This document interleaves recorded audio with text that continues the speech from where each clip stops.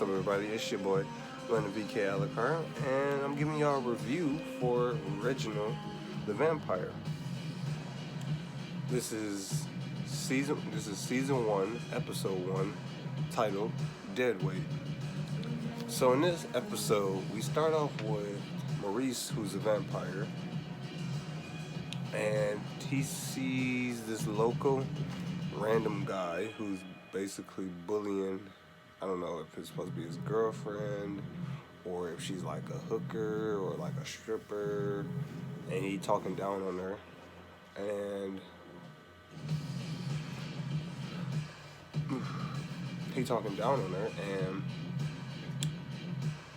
Maurice vamped speed into his, or he used his speed and popped up in his car and told him, like, hey man, why you doing this to her and all that. And then he asked him his blood type.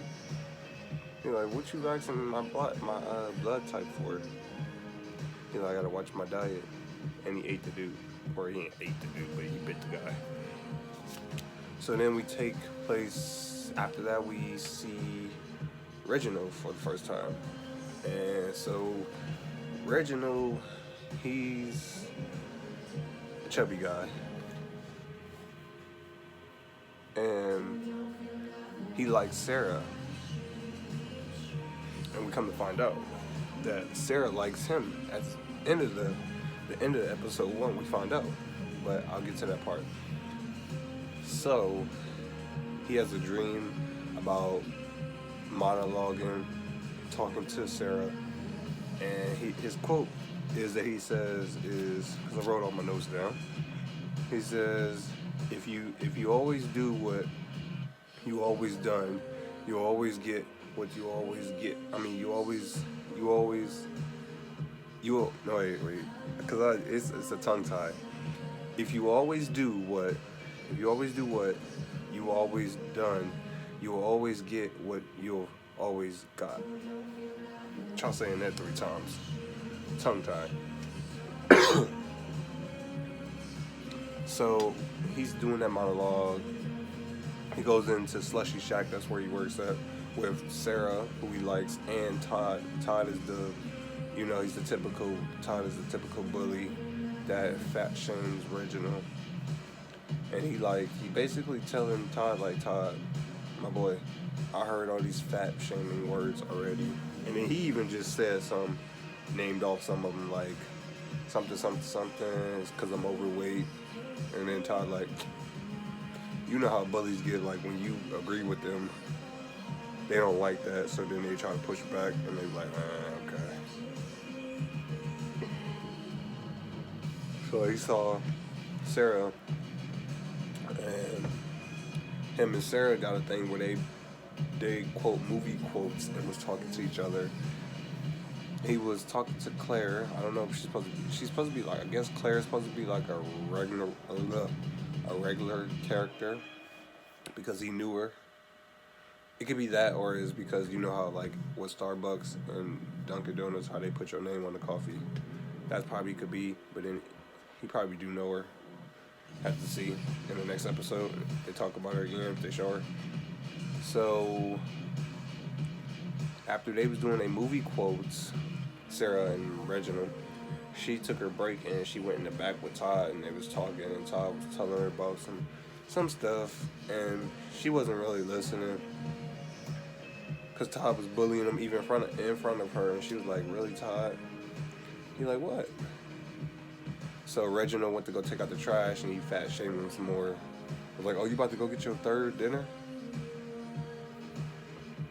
So then after that, Reginald met Maurice again, the second time, but this time outside.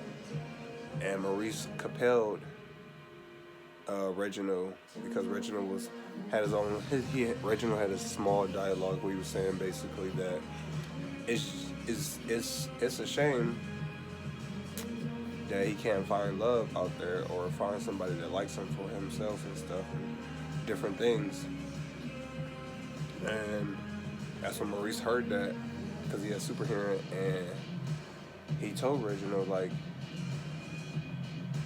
he's like, Reginald, if you want her, just go in there and ask her. And he's like, nah, me, I'm not, I'm not her type. And so he compelled him to go in there and ask her, and she was like, "No, I'm not doing nothing Friday night." So he ended up getting happy.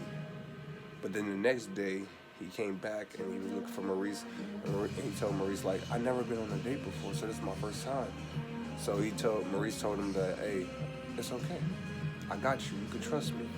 So he was like, "Meet me at, I think 3 or 4 at this bar, basically, and I'll tell you what to say and stuff." Basically, he was gonna compel him again to just go through with the whole date, but Maurice got interrupted. He was going to compel him, and then he got interrupted because I guess Angel, who we find out that Maurice used to mess with, in his backstory, which we get that, but that's gonna be in a couple minutes. I'll tell y'all in a second. But Angel is the leader, and she has minions, and her minions are where do I have it? Morana,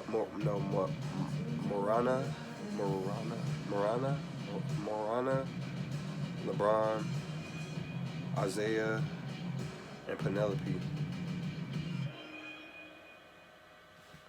And so I guess he owed something to Angel, so she sent them to come collect him.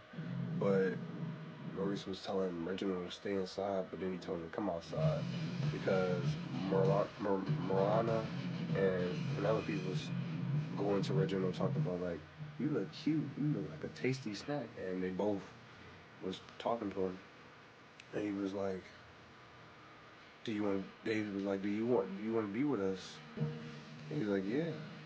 And so they both bit him in the neck, and then Maurice fought Isaiah and stabbed him with a stake and killed him, and that sent everybody else running off. And then he told I guess in this universe for vampires, you have to get permission to turn people. In this universe, in Reginald's universe, you have to have permission to turn somebody, so you have to ask them before you could do it. So he asked Reginald, because Reginald was down there, and he was like, "Reginald, I could save your life, but you have to give me permission." And he was like, "Yeah." And he told him. So then he bit Reginald. No, he didn't bite Reginald. He bit himself and gave him his blood. And so it brought back Reginald. And he told Reginald about the whole thing. You're a vampire, you got superhero, super speed, super reading. You don't like the sun, you don't age. He's like, damn. Because that means he's going to stay fat in that body, basically.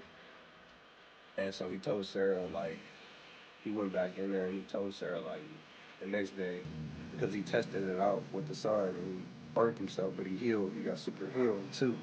And he told Sarah when he got to the slushy shop, he was like, "We can't be together." And she was like, "I didn't even know we was together." He's like, "I'm breaking up with you." He's like, "I can't see you anymore." And then he cried. But since he's a vampire, his tears are red blood, basically.